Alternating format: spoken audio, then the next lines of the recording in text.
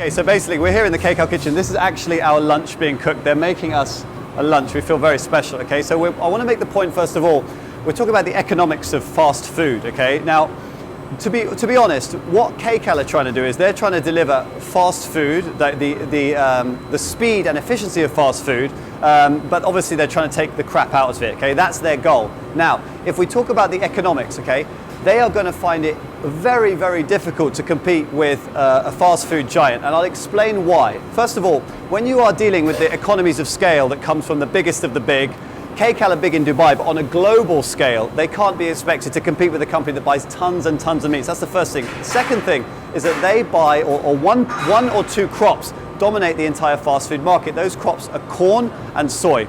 Corn is used in a lot of very low quality food. First of all, you use the corn to feed the cattle, so it produces the beef, and the soy produces the oil in which you fry the fries, okay? So if those two crops there that are very, very closely linked to the price of fast food. Now what governments tend to do to feed the population and keep the price of foods down, governments subsidize corn, okay? And when you subsidize something, you're paying farmers to produce it, it drives down the price of fast food.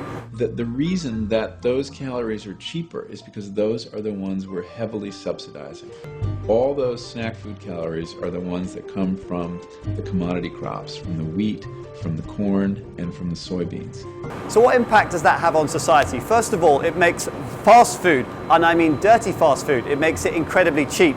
So the people in society who have less money, if they want to get by, they're forced to eat the worst type of calories, okay? If you want to make a good economic judgment and you're poor, eat terrible calories. You can buy a double cheeseburger at McDonald's for 99 cents, and you can't even get a head of broccoli for 99 cents. So if you want to be healthy, you have to be prepared to pay that little bit extra for your food, okay? That is just the way it is. If you buy a burger and fries for a couple of bucks, you're going to get incredibly low quality nutrition. And second of all, you are sponsoring an industry that is doing no good for society as a whole.